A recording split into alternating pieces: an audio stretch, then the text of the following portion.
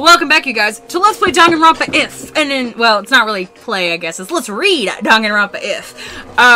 In the last episode, the first episode, we started reading this story, which is basically a what-if scenario if Makoto had known what was going on from the beginning and knew Mukuro Ikusaba was actually, disguised as Junko Enoshima. So apparently, everything is being screwed up, and it's pretty damn awesome. Right now, we need to treat Makoto first. And then she started walking towards Makoto as if nothing had happened. To the others, it seemed like Makoto had decided to abruptly change the subject. I'm trying to figure out who's speaking. Hold it. We must immediately take Makoto to the nurse's office for treatment. However, we must tie you up. This was Sakura's honest demand, but there was no way Makoto could accept it. If she was separated from Makoto, there'd be no telling what Monokuma would do to him. And between Mondo's hot temper and Byakuya's cold heart, Makoto could easily sustain further injuries under the pretenses of interrogation. Furthermore, among these students, Makoto knew she was the only one who had had the experience to treat wounds due to her time in Fenrir.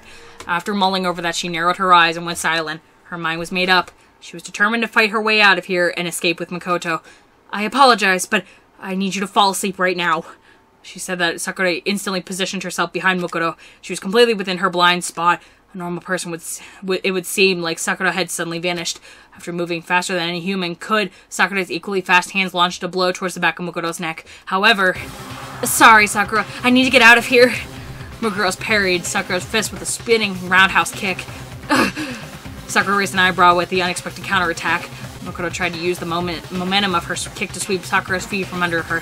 However, Sakura dodged and instinctively struck back against Makoto's pivoted leg. So it sounded really weird, I apologize. But Makoto was faster, and jumped up and aiming a tornado kick at Sakura's chin. Sakura deflected the attack with one arm, and then both combatants leapt backwards and glared and charged simultaneously.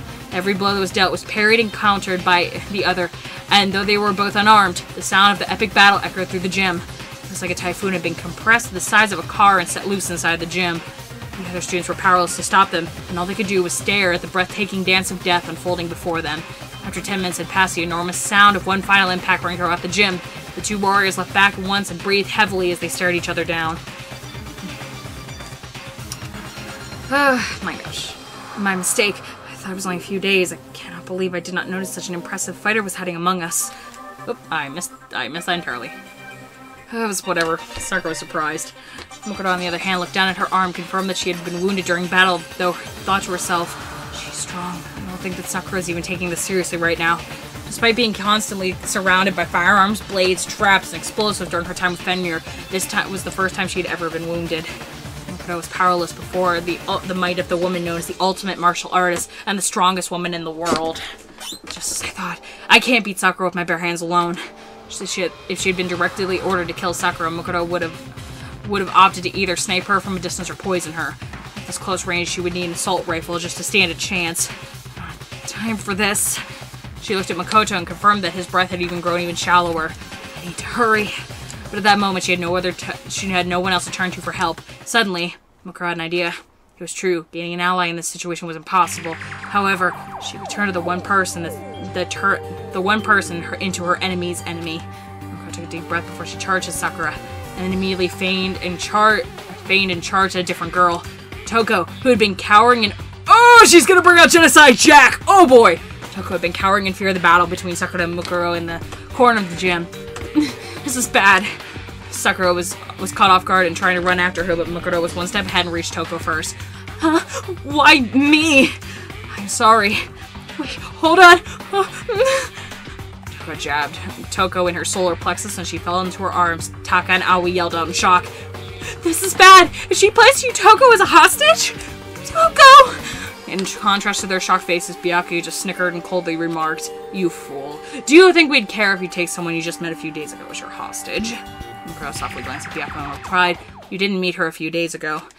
"What did you say?" "You met her 2 years ago." "Huh?" Byakuya scowled. Makoto ignored him and held her bloody arm in front of Toko's face, and then she yelled into her ears, "Wake up, Genocide Jack." It seems so random and out of place. Why would Makoto mention the name of a notorious serial killer right now?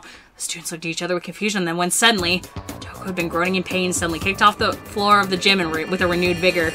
She leapt into the air much higher than any normal human should be able to. With hovering several meters in midair, Toko twirled faster than a professional figure skater. This caused her skirt to flutter, revealing multiple pairs of sparkling scissors. Oh yeah, my favorite! Countless tally marks were scratched into her legs like a kill count carved into a fighter jet. If it was not for the situation, Toko's glamorous jumps and spins would have been a sight to behold. The girl formerly known as Toko Fukawa cackled wildly, her red eyes sparkling as her absurdly long tongue flopped out of her mouth. You called for me, and so I appear. I got a murder IOU for for YOU. Toko? The situation had changed so drastically that even Sayaka, who was silent until now, spoke up. Hey, you flash in a pan. What? I'm so confused! Who was I talking as? That dirty girl doesn't bathe herself at all, so I gotta put 5 times the effort to rub myself down in the shower. Toko suddenly changed personality, sent the students clamoring among themselves. Hey! Leon yelled. What the hell does that mean? Monokuma just shook his head. There are some things even I don't understand. The students continued to panic at the strange turn of events. Toko, not calling herself Genocide Jack, took out scissors from under her skirt and snipped them with glee as she looked around the gym. Huh? Man, it's been a while since I got to stretch my legs. So while you guys what were you guys gonna do here in the gym while I was snoozing away? Have an orgy? I understand. I totally understand. Oh, sorry. I understand. I totally understand. You guys need to cut up your clothes so you can feel even naughtier. Yeah, right. Why the hell would we do that for you, dumb? Wait, for you? My scissors are only meant for cutting the supple, tender flesh of adorable boys. Genocide Jack was causing a ruckus, but when she saw Makoto laying on the floor, she tilted her head once again. Huh? Big Mac, you're like totally about to die. What's the deal? Why are you... Oh. What's the deal? Why did the world fill you with so much despair that you all came here to commit mass suicide? That's so hot! But wait, why are you staying without me? Hogo!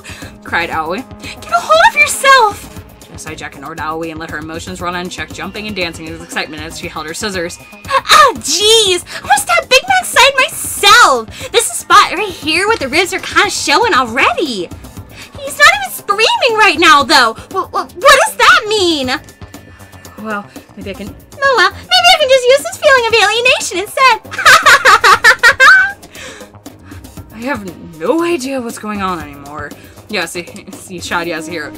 It's all the alien's fault. Yasuhiro buried his head into his arms, but no one was paying attention to him. The students' attention was focused entirely on Genocide Jack. Using that to her advantage, Makugoro began to sneak over to Makoto. As she cautiously picked him up, she confirmed that his body temperature was starting to decrease. I can still make it there in time. Though she was carrying another person, Makoto managed to soften the sound of her footsteps as she ran for the gym's doors. By the time the students heard Makoto open the door, she was already too late. She had managed to escape the gym with Makoto. However, not everyone was aware of what Makoto was doing. Monokuma saw her movements out of the corner of his eye, but chose not to tell the students. And one other person, Kyoko Kitagiri. She saw Makoto carry Makoto away, but did not inform the other students as she watched them leave in silence. As everyone wrestled their own personal thoughts and speculations, Host Peak Academy began walking a path towards a completely different chaos. Oh my gosh, this is nuts, guys! Holy shit! I do apologize. The only thing I don't like about reading, like, actual stuff like this in voices and things is because I literally do not know the difference between... Sometimes you don't know the difference between voices, so sometimes I fuck up. So, my bad. With Makoto on her back, Makoto took several trophies from the gym's entrance hall and pressed them towards the door leading to the hallway. She jammed the trophies through the door handles. Although Sakura could easily destroy these makeshift locks, they should buy Makoto a few extra seconds. Then Makoto started running to the nurse's office. The place she last spoke to Makoto. Everything necessary to perform first aid could be found there. Her little sister was her enemy, and her fellow ultimate students were her enemy. Her only ally was Makoto, who was on the verge of death. Makoto knew that even though she wasn't her only ally right now, amidst the chaos, amidst her sister's betrayal and nearly being killed, she believed she was the only one who truly understood her little sister. That's why she felt like she needed to protect her. That's right. You didn't do anything wrong, Junko. Bullshit. She betrayed your fucking ass, dude. You want to feel despair, that's all, right? Because you love me. That's why you want to kill me. You want to feel despair, right? I'm I'm sorry I failed to bring you despair. But at the same time, she wondered if she saves Makoto and betrays her sister by disrupting her plans, would that fill her with even stronger despair? Wouldn't that make her happy? But betray Junko. What should I do? Makoto closed her eyes and listened to Makoto's weak breaths. What should I do, Makoto? On a battlefield where you need to kill, all you need to do is kill to survive, Makoto was invincible. Fucking, I don't know why there are so many fucking motorcycles. God damn it. She could suppress all her emotions and fully immerse herself in becoming a perfect killing machine, but on this twisted battlefield of daily high school life, she could no longer keep her emotions in check, especially around her little sister.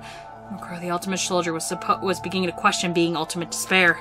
The impulses of a normal high school girl inside her were starting to affect her state of mind. Even so, the poor girl continued to run through the dark halls, clinging to the conflict within her. She was now walking along a narrow, hair-thin path. A path between the hope of Makoto Naegi and the despair of Junko Enoshima. Oh my gosh, poor Makoto! Didn't think I'd ever say that, but I actually feel really bad. Meanwhile, everyone still in the gym was left in a state of confusion. Toko was famous for being a prolific author, but even though she'd become across as unsociable, depressed, and her mind-blowing transformations seemed to have just tossed that all aside. Toko is Genocide Jack. Sayaka trembled with fear as Jack tilted her head and stuck her long tongue out. Huh? What's with this reception, you guys? You guys didn't know who I was? Have I been found out? Or have you guys known all along? And what was the sullen samurai dressed like that? That outfit doesn't look good on her at all. Sullen samurai was probably referring to Makoto, which means Toko already knew Makoto in advance. Confirming the shocking truth, the students had no idea where to begin talking. So many things were clearly wrong by this point, but there were few students, such as Byakuya and Kyoko, who opted to remain calm and observe the situation. Alright, somebody better spill it. Who gave Makoto an extra mouth to feed? I don't care if you want to stab him or slice him. I can't forgive him putting in that ugly ass... Oh. God damn it! Genocide Jack! Alright, somebody better spill it. Who gave Makoto an extra mouth to feed? I don't care if you want to stab him or slice him, but I can't forgive whoever put that ugly hole in Big Mac's side. Toko, no, Genocide Jack spun her scissors in her hands. As she spoke, her emotions and her facial expressions constantly changed. Without the threat of her scissors, she exuded a aura of danger that made her unapproachable. The flank steak of a young boy like Macaroon is like a bluebird that popped out of a golden egg. If you guys would let me handle it, I would have killed him so good that even Tiltil and Miltil would be eager to die. But poor McCutie's heart and soul have been stopped by such a sloppy kill. Actually sounds pretty exciting too. But I decline. Toko, you're not making any sense! Screamed Aoi. What in the world happened to you? Genocide Jack answered by pointing her scissors at Aoi. What happened to me? I got bored, that's what! That sourpuss locked me up for a few days ago, but when she went unconscious, I thought I'd finally gotten to do my thing. But I woke up to all this? McCutie's soaked with blood, and I've got no clue what's going on! It's so damn confusing that all I can do is laugh. No one seemed to be able to get a straight answer out of Jack, so Hifumi made a timid remark. I dealt with girls like this in my 2D dating games, but this doesn't even compare. It's like, it's an SSS difficulty level to clear her. I can't believe you even think of her as someone worth clearing, mumbled Leon. It was clear that things were going nowhere, and if she was responding to everyone else's expectations, Sakura stepped forward. She might be in the throes of confusion. I should try to restrain her for now. As soon as she heard that, Genocide Jack stopped moving, stuck out her lizard-like tongue, and grinned wickedly. Oh, what's up? Are you gonna try fighting me, big battle ogre? Too bad, my lovely scissors are only for cutting through adorable boys. Women should just stay home. I won't take my scissors with your filthy blood. Sakura replied, "It seems my words are useless on you." Sakura entered a fighter's stance, determined to restrain Jack, but Jack knew she couldn't win in a fair fight and adopted a strange stance of her own. In a normal fight, Jack would obviously lose to Ogre, but if Jack focuses on dodging attacks, the outcome of the fight would be hard to foresee. Of course, Genocide Jack's physical abilities were only obvious to a few students in the first place. Two women exchanged hostile stares as the other students gulped nervously and watched, except for one person. Kyoko was watching something else. She was watching Monokuma, who was over in the corner of the gym, unmoving as white noise emitted from his speakers. He had stopped moving the moment everyone's attention focused on Sakura and Toko. It's possible that Madara's hacking has only been disrupted, but an infinite number of possibilities were also swirling in Kyoko's mind. She brushed back her hair with a gloved hand and continued to watch. While she couldn't fully remember her talent, the actions she was taking right now were fueled by pure instinct. The strange situations that kept occurring in front of her were shaking her to the very core. Her mind worked diligently to scoop up countless amounts of information from the vast sea of her memories.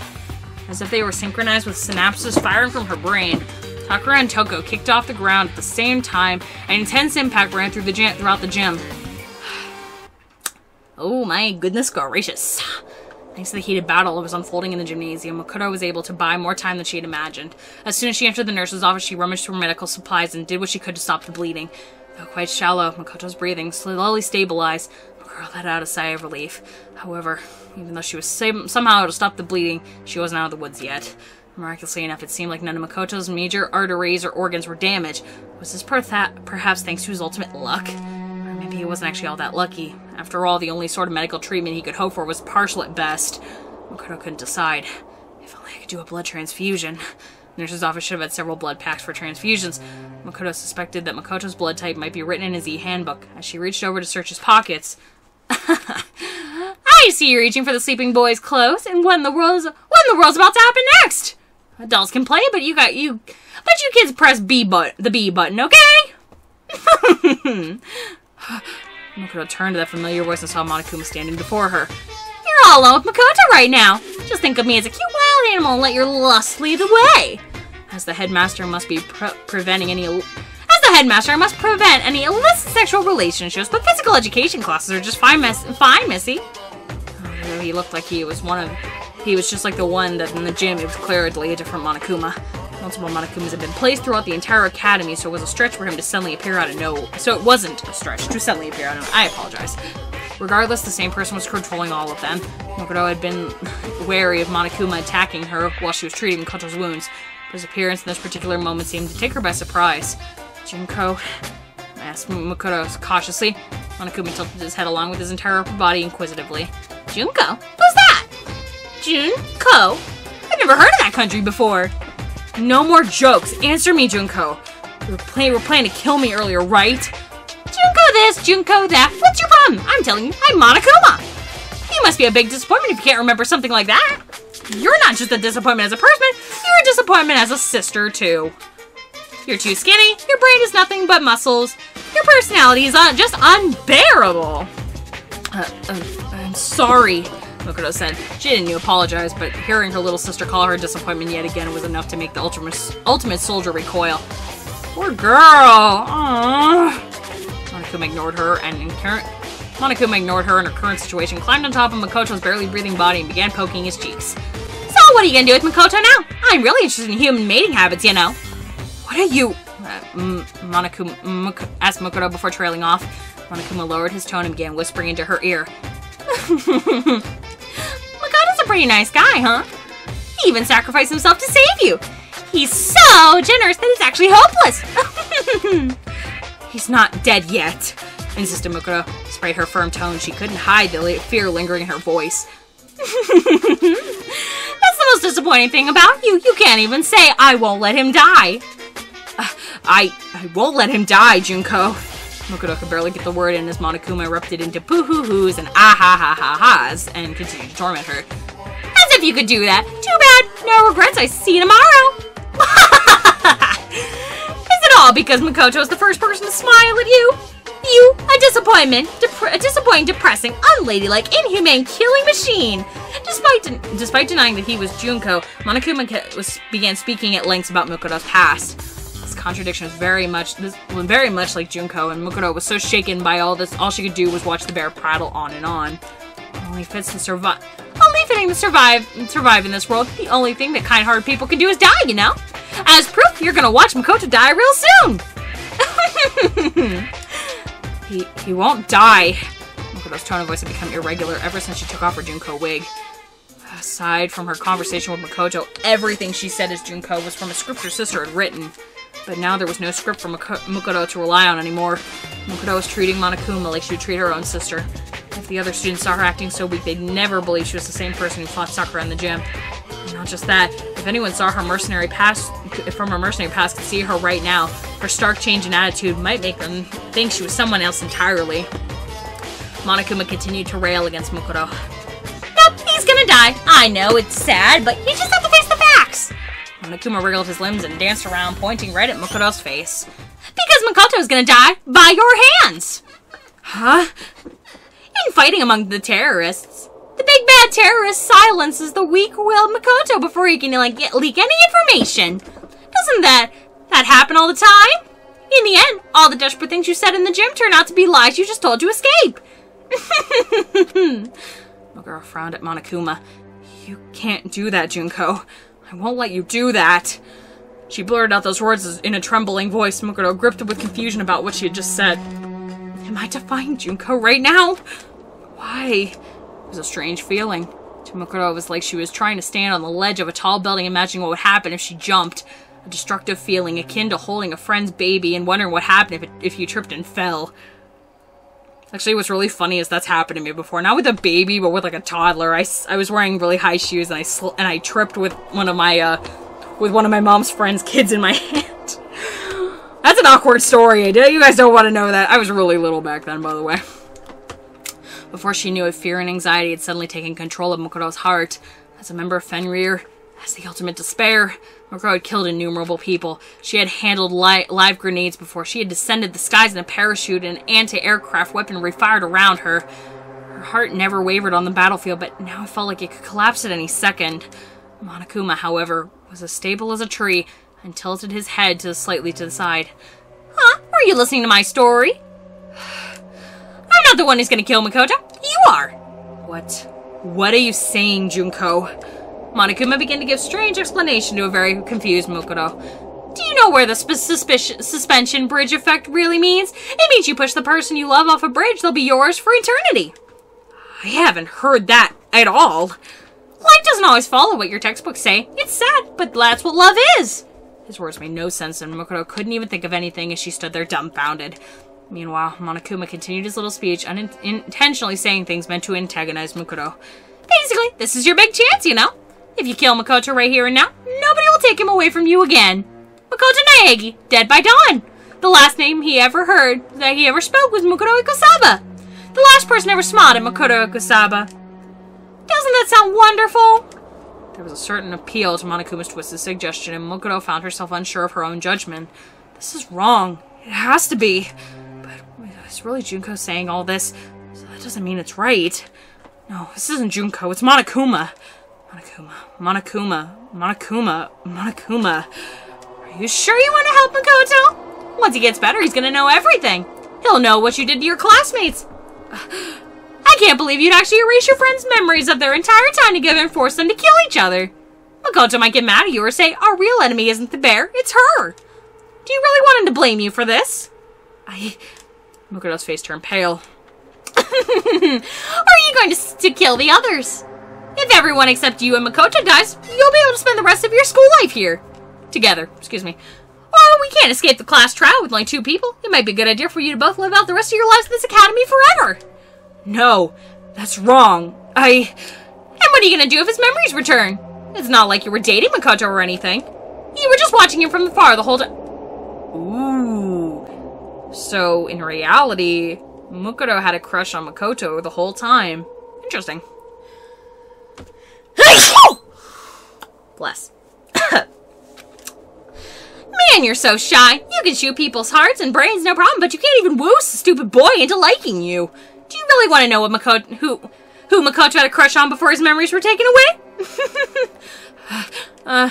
Makoto trembled as Monokuma continued pressing the issue, gradually loosening the screws that keeping her heart secure. So Makoto pretended she didn't hear anything at all. All emotion vanished from her face, and she looked silently at Makoto's handbook.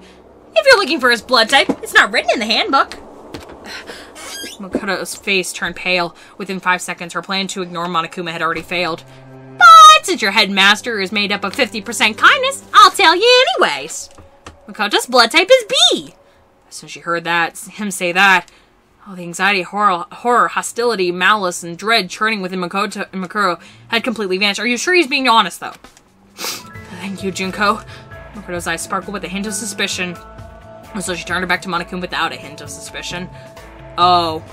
And walked to the refrigerator containing the blood packs. Fresh blood packs should be prepared before the plan took effect. They'll last in cold storage for 21 days. They should still be good. Despite her emotionless face and the fact that they're... I don't know why fucking cars have to be so, like... What's your small dick, buddy? What's your small dick? Despite her emotionless face, Makoto let herself feel a small amount of satisfaction. She took a blood pack from the refrigerator. As Monokuma watched her, his normal emotionless face twitched ever so slightly. If a third party could see his face right now, or even the other students could see his face right now, they'd wonder, is Monokuma surprised? That's right. They had the same shocked look on their faces if they were seeing Monokuma for the first time. At that moment, a whisper crept out of Monokuma's emotionless face. There should be a limit to how disappointing you can be. It was far quieter than Mosquito's wings. Even though her battle-hardening hearing, Makoto couldn't hear what he said. Monokuma shook his head and the voice returned to normal. It's not like I care about that you, the ultimate despair, has hope or anything. It's not like I expected much from you to begin with, so this will at least help me feel despair. Huh? But seriously, you disappoint me. Just so you know, despair and disappointment are completely different things, okay? They're as different as bears and pandas. What do you... Makoto's body started to shake as she turned back to look at Monokuma. He hadn't started talking any different than usual. Junko hadn't turned off the voice modulator and started talking in her real voice or anything. Man, Makoto was still utterly terrified. She was terrified on instinct, not as a soldier. Half the reason she was terrified was because of her instincts is the ultimate despair, and the other half was because she was Junko's older sister. Even through Monokuma, her instincts were telling her that Junko was annoyed with her. Junko, why? Why are you annoyed? Is it because I betrayed you? Or is it because I didn't die like you wanted me to? Ugh! Sulked Monokuma. I'm beyond annoyed. I'm really, really angry, and I'm really, really disappointed right now. I'm so pissed that I could take a rage nap right now.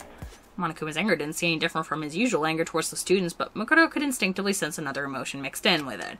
Right now, she could feel that Junko was feeling hopeless disappointment. It's normal for someone who's disappointed to lose hope, but for the ultimate despair, disappointment means something else entirely. To them, disappointment was tantamount to losing despair itself. Makoto was a member of the ultimate despair. At her sister's behest, Makoto had soiled her hands many times in order to fill the world with despair. Despite her pride towards being a member of the ultimate despair, there was a clear difference between Makoto and her sister.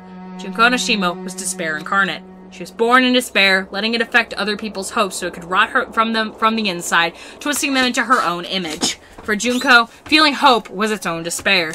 Creating despair in others created despair in herself, which caused her to feel both intense pain and intense bliss. She's a super masochist in that amount, because, fuck, I could not imagine. Junko had walked the fractured path from the conflict between pleasure and penance all her life. Eventually, the fracture would widen until it swallowed the world and tore it in half. But Makoto, on the other hand, had neither hope nor despair for the world. At least it was not when she was a member of Fenrir. Ever since she was a child, Makoto believed that she had been meant to spread despair because of her sister. She didn't harbor any ill will towards the world. She simply accepted she was meant to spread despair and chose to walk the same path as her sister. The doubt she felt was only a recent development. When Junko told her about the plan, when she watched the world burn at the hands of the terrorists wearing Monokuma masks, she never wavered once. However, as soon as she heard about her sister's plan to make their classmates kill each other, Makoto included, a strange feeling began to stir within her. What started as a seed of doubt soon grew into a thorny vine ensnaring Makoto's feet. As soon as she disguised herself as Junko and finished meeting the other students, as soon as she had confirmed that everyone's memories had been taken away completely, the vine began tightening around Makoto's heart. They're gone. Junko is the only one who knows about me now. That's it. But there's no problem. It's just like old times. Things will never go back to how they used to be, but that's fine. This should be fine. She had relinquished that past 2 years that she had spent with her friends so she could betray them and deliver death and despair unto them. Though her heart ached, Makoto was beyond feeling guilt or remorse for her actions. But the question, why does my heart ache like this, still remained unanswered. Perhaps that's why she spent so much time talking to Makoto when she was in the nurse's office, and when Makoto gave her that one particular answer, something changed inside her. In return, I promise that if I do decide to kill someone, it won't be you. The words Makoto blurted out to Makoto weren't improvised to further her role as Junko. It was an honest sentiment from the bottom of her heart. She was even planning to ask Junko if Makoto could somehow be spared for her plan. Over the past 2 years, Makoto's interests have been slowly shifting away from her sister towards the world itself. By extension, her interests also included Makoto, the first person who ever smiled and made her feel connected to the world. He was like a sapling of pure honesty that had taken root in Makoto's heart. By the time she realized that, the tree had already rotted. As Makoto struggled to understand the situation, Monokuma let out a sigh and said, I wonder which part of you is the wolf anyways? You're just a dog blindly following Junko's orders. What does the tattoo on your hand even mean? Are you a bitch who pledges loyalty to her owner? I bet Toko would say that. I'm positive. Monokuma continued to talk as Makoto stood in confusion. I was obviously lying when I said Makoto's blood type is B. What? You lied? Junko! A normal person would be suspicious. I never thought you'd actually believe me just now. I must have misplaced my eyes because I totally did not see that coming. I saw that coming, unfortunately. Not even my ability to predict the future. How shocking. Geez, I'm about to start crying my eyes out, become like some sort of robot cat. Seriously. It's gonna be okay, Junko. I know our plan kind of fell apart, but I'm still on your side. Are you feeling alright? Because I'll do anything. Snap! A harsh sound came from Monokuma's mouth. That was one of my circuits overloading. It's been so long since I felt this angry. Meet me on the roof of the school. I'll smash out all your baby teeth. Monokuma started shadowboxing in front of Makoto, who remained frozen in place, clutching a blood pack in her hand. She looked confused, and Monokuma threw up his arms in frustration. You're so disappointing, I can't even predict it anymore. Rawr! A threatening roar from Monokuma's mouth as he leapt at Makoto with his sharp claws extended. At that moment, her face became completely emotionless. It was not conscious action. The defensive instinct she honed from her times with Fenrir temporarily suppressed her emotion. She countered Monokuma's attack. Makoto quickly grabbed a nearby IV stand and used it to parry Monokuma's claws. However, Monokuma's claws seemed to be made with special alloy and easily sliced the bar in half. Oh my god! Instead of following up his actions, Monokuma continued to talk to Makoto. I guess you're not much of a disappointment when it comes to fighting. In fact, you were so pathetic that if you died from that single attack, that would have been interesting in its own way. But right now, you're just incompetent in everything. I'm sorry, said Makoto. I couldn't help but block your attack, but there's no way I can fight you, Junko. After all, I'm all you have. I'm the only person who understands you at all. Makoto's words were riddled with an endless dismay. The contrast between her usual stoic self and the way she was acting right now so stark people might assume she had multiple personalities. However, Monokuma just stared quietly at her. He was perfectly still, as if his functions had poured out completely. Makoto continued to share her feelings. There's no way I can just leave you alone. And then Monokuma broke his silence, but at that moment the monitor in the nurse's office lit up, displaying a girl's face, Junko Enoshima. At the same time, a voice unlike Monokuma's began to play from the speakers. Hey, Makoto! Junko. It had been several days since Makoto had heard her sister's real voice, though her face remained emotionless. Excitement sparkled in her eyes. However, the shine immediately dulled. I'm grateful to you, Makoto. I mean it! Junko's voice emanated from the speakers, sounded very gentle and kind. Junko? I'm really sorry. I said so many mean things to you. I even tried to kill you earlier. And I was about to make you do something horrible just now. Even though I know what your feelings towards Makoto. I don't. You don't have to force yourself. Even if you didn't die, it was totally obvious to anyone looking at you. You never cared about the class photos, but when Makoto said he was going to take one, you made sure you were facing the camera. And then Junko Enoshima, the ultimate despair, flashed a smile. A pure, sweet smile. On the monitor, she looked like a normal high school girl teasing her older sister. And yeah, Makoto could feel the despair and anxiety encased themselves around her. I always thought you should have tried harder to take pictures with Makoto.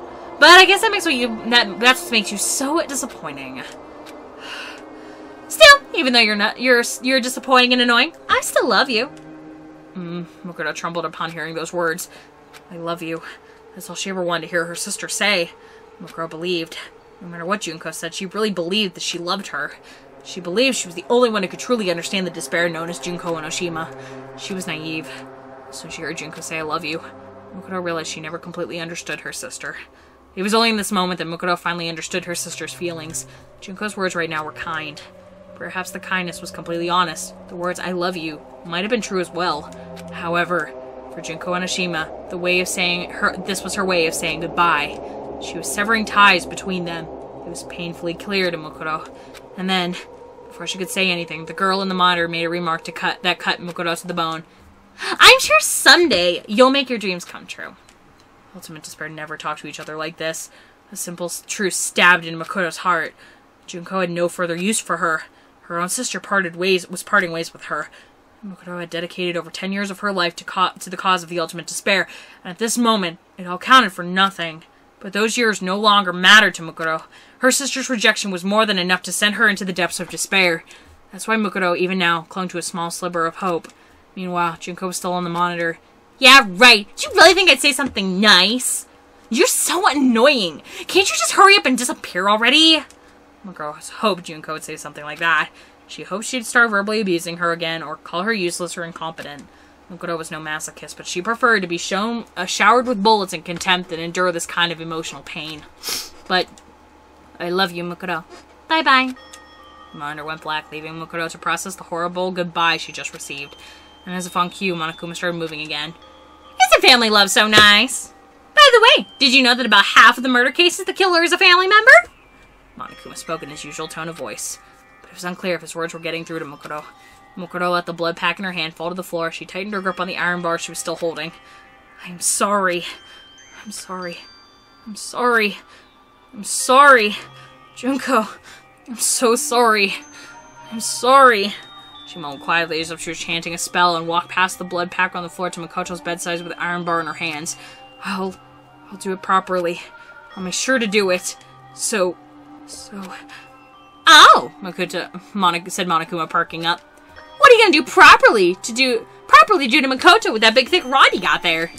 Are you gonna do him? Or are you gonna do him in? Either way, I'm starting to feel some heart-throbbing excitement. The girl looked like she had been completely broken. Monokuma walked closer with her with eager anticipation. Suddenly, Monokuma's body silently floated in the air. With no expression on his face, Monokuma tried to see what had just happened. Monokuma tried to see what had just happened to him. In the blink of an eye, the iron bar ripped through his body. The bar, which had been cut diagonally earlier into a sharp point, went straight through Monokuma and stabbed into a surveillance camera. The lens was completely destroyed and the camera shot out sparks as it broke down. The iron bar was still stabbed into the surveillance camera as Monokuma dangled from the other end. He opened his mouth as if to say something, but only static came out. A few seconds later, his function came to a complete stop. Without making a sound at all, Makoto had kicked Monokuma into the air. As soon as Monokuma's power source and his bomb circuit had been perfectly aligned, the surveillance camera in the nurse's office, Monokuma plunged the iron bar into all three of them. No normal human had the skill to utilize such a technique. Not even an ultimate. All the hesitation within Makoto had vanished. Her eyes sparkled like a panther stalking its prey at night. A tense aura surrounded Makoto, even more so than when she fought Sakura earlier. Ignoring Monokuma's lifeless form, she looked at Makoto as he breathed softly and remembered her sister's parting words. This is despair, she mumbled to herself. I'm so sorry, Junko. I never really understood what despair was. She spoke without emotion, like a machine.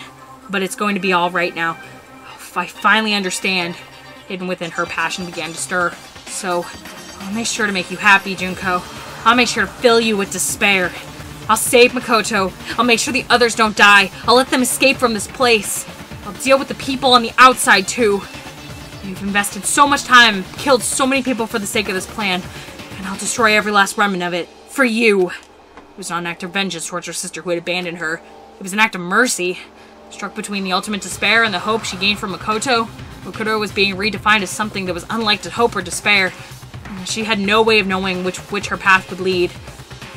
Oh my gosh, this is freaking amazing, guys! But I'm gonna cut the episode off here for now. We're gonna do one more episode, I think. Maybe two, I don't know. Alright, I hope you guys are having a fantastic day. Please like, comment, subscribe for more videos like this every other day. Talk to you guys later. Bye-bye!